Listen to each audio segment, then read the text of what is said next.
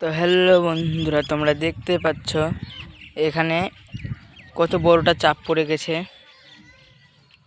এটা কিছুদিনই হলো পড়া, দেখতে পাচ্ছ। এখনো দেখে লাগছে যে একটু আগেই পড়লো আশা করি। আর ওই দিকটাতেও চাপগুলো অনেকটা পড়ে আছে। আর তোমরা একটা জিনিস তোমাদের দেখাই, এটা দিয়ে দেখো, এটা দিয়ে গাড়ি, মোটর সাইকেল বা সাইকেল বা মানুষ যাতায়াতের রাস্তা ছিল, কিন্তু সেই রাস্তাটা এখন আর নাই। ছিল বাইক যাওয়ার রাস্তা, কিন্তু এখন নাই। কারণ কি, গঙ্গা নদীতে পড়ে গেছে, দেখতে পাচ্ছ। আর তোমাদের একটু ওই দিকটা যে দেখাচ্ছি,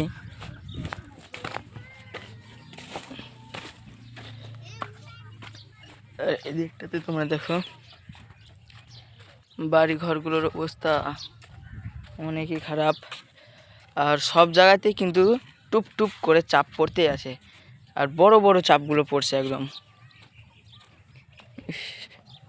কত সুন্দর গ্রাম ছিল আমাদের এই শ্রীকান্তলা, মুলিরামটোলা, কান্তুটোলা, কিন্তু এখন আর নাই। এই বছর শ্রীকান্তলাটাই যে এই কতটি আছে, কিন্তু আগের বছর থাকবে না। আর গভীরতা তোমরা দেখো, আমি কত উঁচুতাতে আছি, প্রচুর গভীরতা। আর দেখতে পাচ্ছ এখানেও চাপ পড়েছে কখন। আর এই জায়গাটাতেই চৈত্র মাসে ভাঙন হয়েছিল, চৈত্র মাসে। এই যে কিছুদিন আগেই হলো ভাঙনটা, কোন মাসে হলো আমি ভুলে গেলাম, কিন্তু কিছুদিন আগেই হলো ভাঙনটা। আর এই দিকটা তোমাদের দেখাচ্ছি, শ্রীকান্তলার যে প্রধান রাস্তা যাতায়াতের, সেই রাস্তাটাও এখন আর নাই। কারণ এই দিক পুরোটাই আছে, কিন্তু এই দিকটা নাই, এই দিকটা নাই, দিকটা নাই।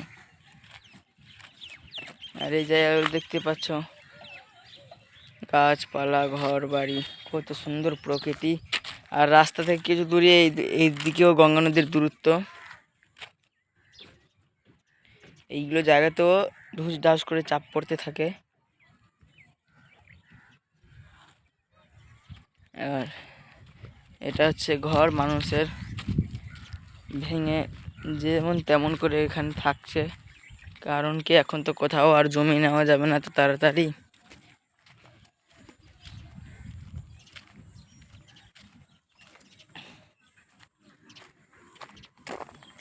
আর এদিককার অবস্থা,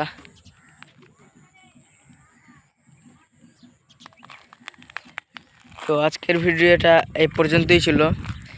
এইরকমই গঙ্গা নদী ও গ্রামের ভিডিও দেখার জন্য আমার চ্যানেলটাকে অবশ্যই সাবস্ক্রাইব করে দাও, আর একটা লাইক করে দাও। আবার দেখা হবে অন্য ভিডিওতে, ততক্ষণের জন্য বাই বাই।